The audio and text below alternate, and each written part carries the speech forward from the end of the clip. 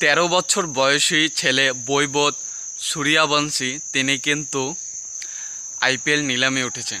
তো এই বিষয়টা নিয়ে কিন্তু ফেসবুকে নানান অনলাইন প্ল্যাটফর্মে কিন্তু অনেক আলোচনা সমালোচনা চলছে যে এত ছোট বছর বয়সী একটি ছেলে তিনি এখন 2025-এ আইপিএলের নিলামে উঠবে, এটা কিভাবে সম্ভব।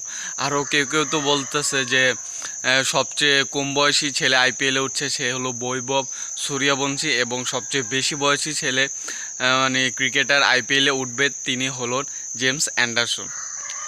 এই বিষয়টা নিয়ে যখন আমি একটু রিসার্চ করলাম তখন দেখতে পেলাম প্রথম আলোর থেকে একটি পোস্ট পাবলিশ করা হয়েছে যেখানে বলা হচ্ছে 1 বছরে 39টি সেঞ্চুরি করেছে বৈভব সূর্যবংশী।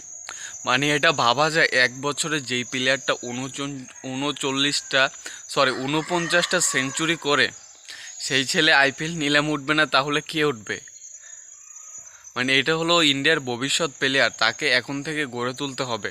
এবং আমরা গত বছরে কিন্তু এইটা দেখেছিলাম যে সাউথ আফ্রিকা থেকে একটা শিশু প্লেয়ার তাকে কিন্তু মুম্বাই টিমে নিয়ে আসা হয়েছিল, সেও কিন্তু মোটামুটি প্রচুর মার খেয়েছে টিমে আসার পর, একটু ভালোও করেছে। এখন আমরা তাকে ওইভাবে কিছু বলতে পারি না, যেহেতু তার এটা ফার্স্ট আইপিএল সিজন ছিল। হয়তো বা আস্তে আস্তে তিনি খেলতে খেলতে আরও ভালো কিছু করতে পারবেন, নিজেদেরকে আপডেট করতে পারবেন। তো ইন্ডিয়া হয়তো বা সেই হিসাবে বৈভব সূর্যবংশীকে কিন্তু তাদের নিজেদের প্লেয়ার হিসাবে আইপিএলে কিন্তু সুযোগ দিচ্ছেন, এবং আমার মনে হয় সে ভালো কিছু করতে পারবে, যেহেতু তার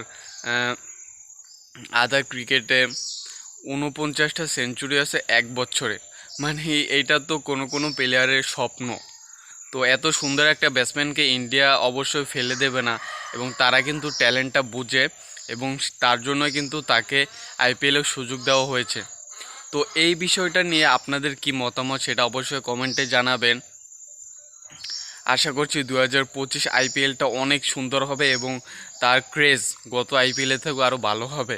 যেরকম বিপিএলের মান আস্তে আস্তে নামছে, আইপিএলের মান আস্তে আস্তে উপরে উঠছে, যেহেতু ওইটা অনেক বড় একটা লিগ, আর এবং ওইখানে কিন্তু প্রচুর পরিমাণ ইনভেস্ট করা হয়।